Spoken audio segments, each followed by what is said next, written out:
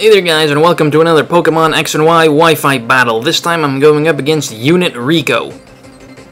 And he is going to... I'm going to lead off with Darmanitan. Because it's a pretty decent lead, and he's going to lead out with Greninja.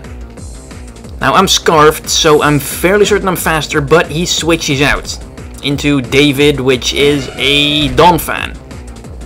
That's going to take the U-turn rather well, because Donphan's physical bulk is pretty decent. But he does allow me to pretty much switch in a counter completely safely now, and I bring in Miss Magius. Because I figured Donphan's special defense isn't that great. So I go for the Shadow Ball. And it doesn't do much, as he goes for the knockoff, which is going to absolutely destroy me. Luckily I have a Focus Sash. But Donphan is going to have the Ice Shard. So that's unfortunate, kind of a bummer for Miss Magius.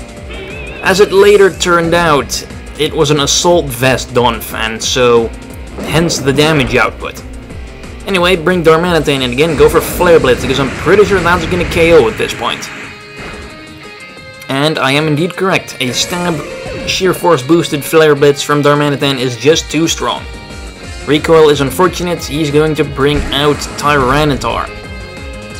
That's going to be a problem. He goes for the Sandstream, Sandstorm goes up. Have to get Darmanitan out of there because I'm locked into Flare Blitz, and that's... well, it might do a decent amount, but not much. As I switch into Gourgeist, who doesn't really fear anything except for the Crunch from Tyranitar. It turns out he has a Choice Scarf Tyranitar. So that does mean that he is now locked into Earthquake, which Gourgeist does not care about. Hell, the Sandstorm did just as much damage as the Earthquake did. And Leftovers pretty much fixes most of that, so he switches Tyranitar out. Obviously he was going to do that. Brings in Lemmy, which is a Venusaur. Okay, that works. I go for the Will-O-Wisp. Venusaur isn't really bothered too much by the burn, because let's face it, how many physical attacking Venusaurs have you ever seen? At the Sandstorm and the burn, it is going to wear it down rather rapidly, even though the Sandstorm will be going away shortly. So a little bit of Leftovers recovery again, and he gets some burn damage. And then he Mega Evolves, because it's a Mega Venusaur. So I'm kind of curious as to what he's going to do. Well, I just go for Shadow Sneak. I figured Venusaur can't really do much to Gourgeist, so might as well just try and add some damage as he goes for Sludge Bomb. Which I think is... yes, it's neutral, because Ghost resists poison. So I don't really take it that well. Gourgeist's special defense is really not all that great. And honestly, I didn't really consider the Sludge Bomb to be an option. So if I knew that, I would have probably switched him out. But now he switches out his Mega Venusaur and brings in the Tyranitar again. I'm guessing he was expecting me to switch, which indeed I do. But do I switch into something that can beat the Tyranitar? Probably not. As he goes for the Crunch.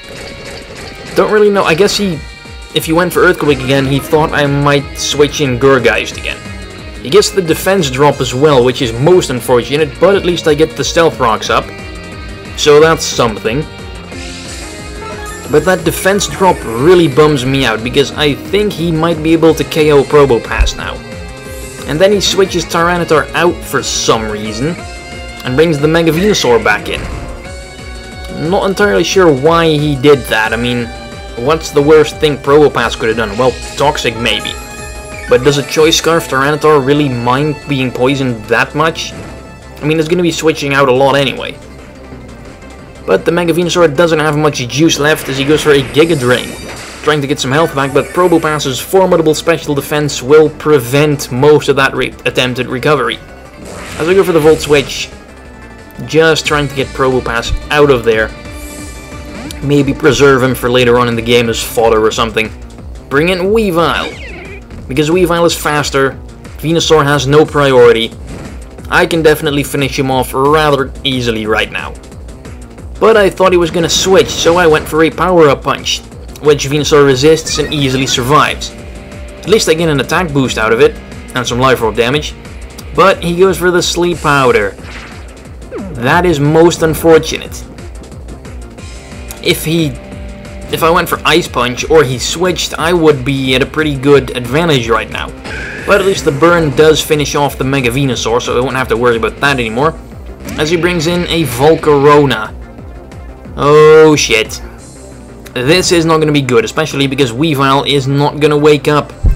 As he sets up a Quiver Dance, we are going to have a problem here. So, yeah, this is not good. He goes for a Fiery Dance. Figures, okay, one Quiver Dance is all he's going to need. And that is obviously going to destroy Weavile. And it's a critical hit. I'm pretty sure that wasn't even necessary. And he gets another special attack boost out of it, so he's at +2 special attack, +1 special defense, +1 speed. I figure maybe Scarf Darmanitan can be faster, but he goes for his Psychic and takes me out. Bummer. I don't really ever see Volcarona run Psychic though. It's usually like Quiver Dance, Bug Buzz, Fiery Dance, and Hurricane. Ban Probopass, he goes for another Fiery Dance. Is Probopass going to survive though? Yes, he is, just barely. Is Power Gem going to be enough? Yes, it is. Not even a critical hit.